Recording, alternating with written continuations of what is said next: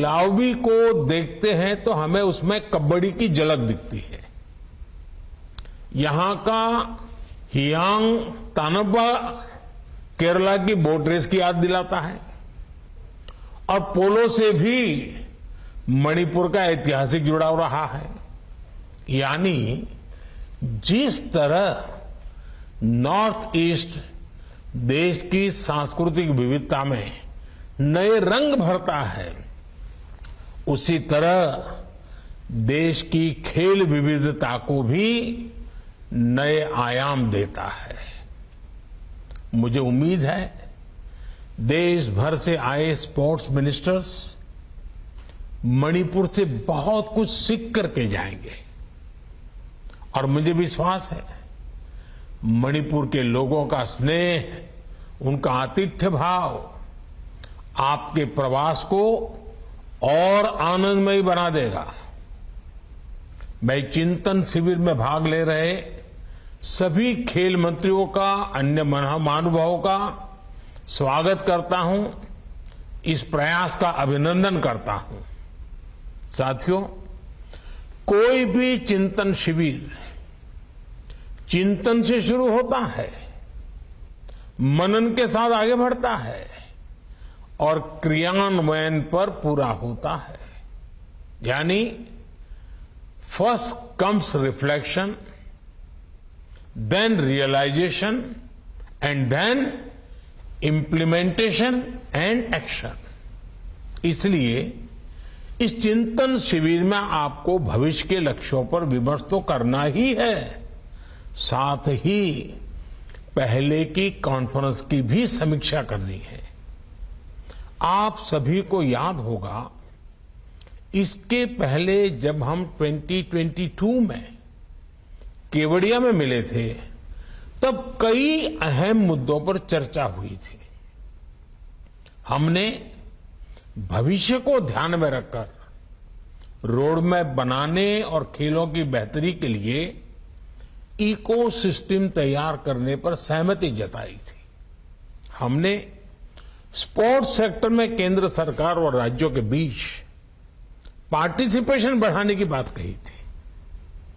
अब इम्फाल में आप सभी ये जरूर देखें कि उस दिशा में हम कितना आगे बढ़े हैं।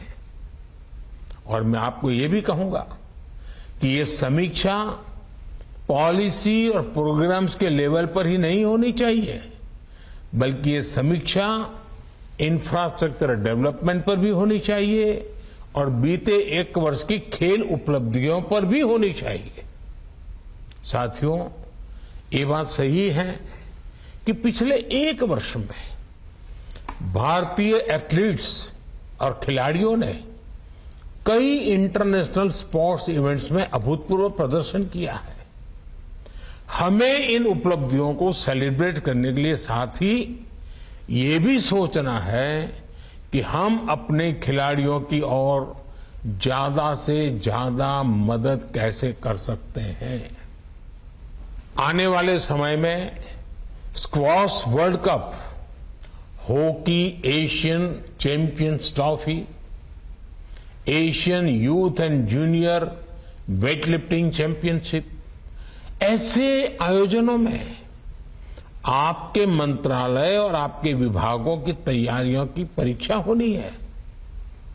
ठीक है, खिलाड़ी अपनी तैयारी कर रहे हैं, लेकिन अब स्पोर्ट्स टूर्नामेंट्स को लेकर हमारे मंत्रालयों को भी अलग अप्रोच से काम करना होगा। जैसे फुटबॉल और हॉकी जैसे खेलों में मैन टू मैन मार्किंग होती है, वैसे ही आप सभी को मैच टू मैच मार्किंग करनी होगी। हर टूर्नामेंट के लिए अलग रणनीति बनानी होती है।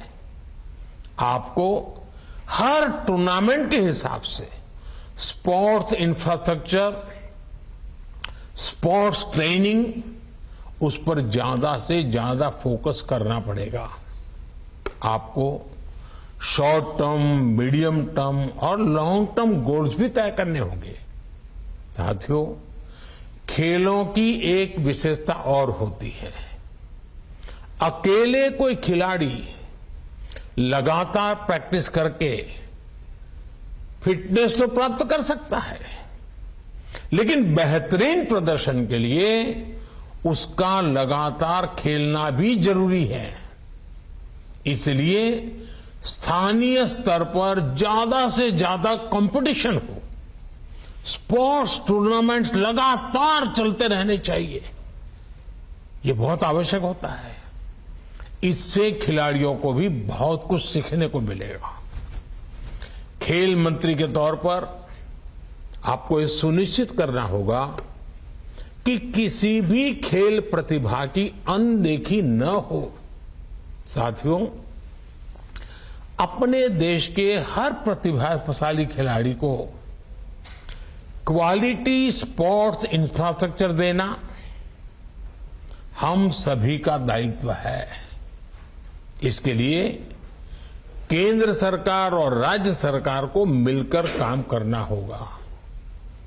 खेलो इंडिया स्कीम ने जिला स्तर पर स्पोर्ट्स इंफ्रास्ट्रक्चर जरूर कुछ बेहतर किया है, लेकिन अब इस प्रयास को हमें ब्लॉक लेवल पर लेकर जाना है।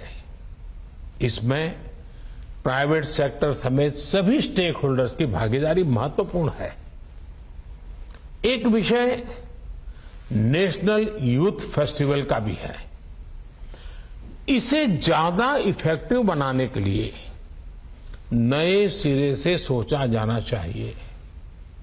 राज्यों में जो इस तरह के कार्यक्रम होते हैं वो सिर्फ और औपचारिकता ना बने, इसको हमने बहुत बारीकी से देखना चाहिए। जब चौतरफा इस तरह के प्रयास होंगे तभी भारत एक लीडिंग स्पोर्ट्स कंट्री के तौर पर स्थापित हो जाएगा। साथियों, स्पोर्ट्स को लेकर आज नॉर्थ ईस्ट में जो काम हो रहा है वो भी आपके लिए एक बड़ी प्रेरणा है।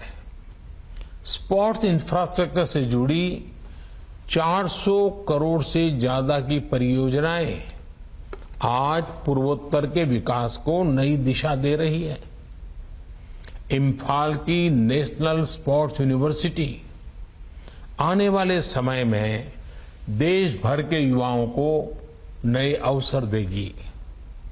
खेलो इंडिया स्कीम और टॉप्स जैसे प्रयासों ने इसमें एक बड़ी भूमिका निभाई है।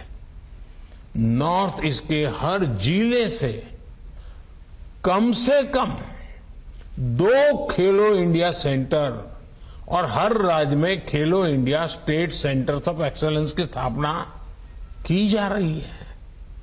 ये प्रयास खेल जगत में एक नए भारत की बुनियाद बनेंगे, देश को एक नई पहचान देंगे। आपको अपने अपने राज्यों में भी इस तरह के कार्यों को और गति देनी है। मुझे विश्वास है कि चिंतन शिविर इस दिशा में अहम भूमिका निभाएगा। इसी विश्वास के साथ आप सभी का बहुत बहुत धन्यवाद और मेरी बहुत बहुत शुभकामनाएं।